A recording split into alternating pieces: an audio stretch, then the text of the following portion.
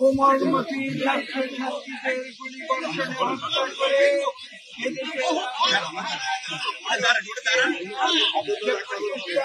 সেই প্রচেষ্টায় ব্যর্থ হয়ে একইভাবে তারা 5ই আগস্ট 2024 সাল কাপুরুষের মতো সীমানা করতে পারিয়া যায়। আজকে আমরা এখানে দাঁড়িয়েছি যে মুক্তিযোদ্ধা দল যারা নিজের জীবন বিপন্ন করে আজকে থেকে 54 বছর আগে তারা স্বাধীনতার জন্য বুক পেতে দিয়েছিল। আপনারা জানেন লক্ষ লক্ষ মানুষ জীবন দিয়েছিল, আহত হয়েছিল, যুদ্ধাহত মুক্তিযোদ্ধা আহত হয়েছিল। আজকে তাদেরকে সংগঠিত করার জন্য যে মুক্তিযোদ্ধা দল গঠিত হয়েছিল, আজকে তারা এখানে শ্রদ্ধা জানাতে এসেছে। কোথায় এসেছে? শহীদ জিয়াউর রহমানের সমাধিতে এসেছে।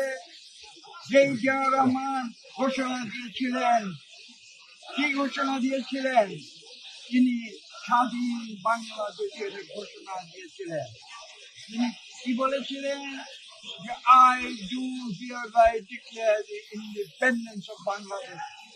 এবং তার সেই কথা ইথারে ভেসে সারা বিশ্বে পৌঁছে গেছে। এবং আপনারা জানেন সেদিন তার কথার যে রেকর্ডিং, সেটা পিক আপ করেছিল জাপানি একটি যুদ্ধ জাহাজ। সেটি তখন আমাদের চট্টগ্রাম কালুরঘাট বেতার কেন্দ্রের কাছাকাছি বঙ্গোপসাগরে টহল দিচ্ছিল।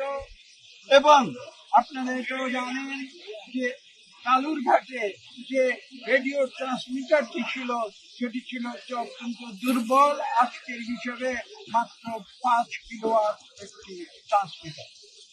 পরবর্তীতে আপনারা জানেন শহীদ প্রেসিডেন্ট জিয়াউর রহমানের সেই স্বাধীনতার ঘোষণা, সেটা বিবিসি পিক আপ করেছিল এবং পরবর্তীতে সেই বিবিসির মাধ্যমে সারা বিশ্বে সেটা ছড়িয়ে যায় এবং বাংলাদেশের স্বাধীনতার যে বার্তা, সেই বার্তা বিশ্ববাসী জানতে পারে।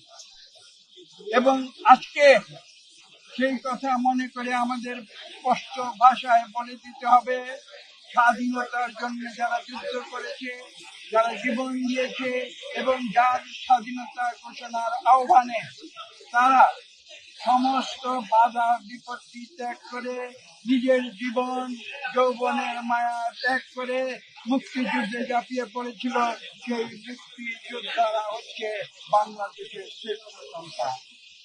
এবং আজকে সেই কথা স্মরণ করিয়ে দেওয়ার জন্য, সেই কথা আমরা তাদের প্রতি শ্রদ্ধা জানানোর জন্য আজকে এখানে এসেছি।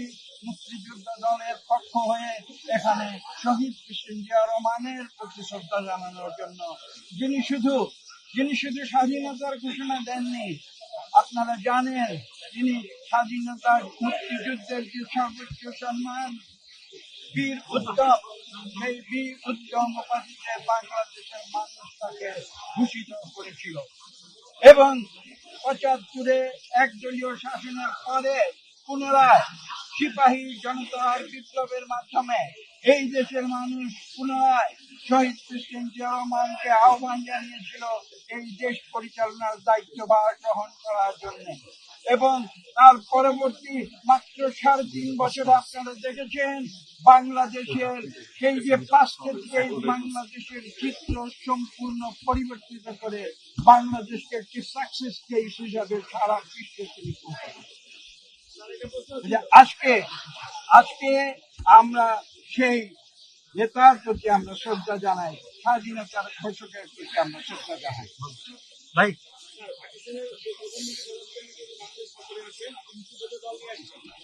মন্তব্য করেছেন একাত্তরের বিষয়টি মীমাংসিত এবং বাংলাদেশিদের মন পরিষ্কার করতে বলেছেন,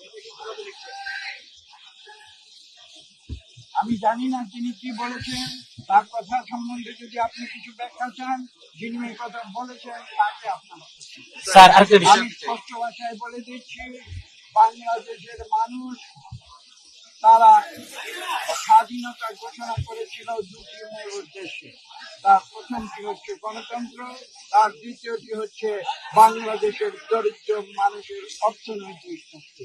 কাজে আমরা সেই উদ্দেশ্যে কাজ করে যাচ্ছি শহীদ প্রেসিডেন্ট জিয়া রহমানের নীতি অনুসরণ করে।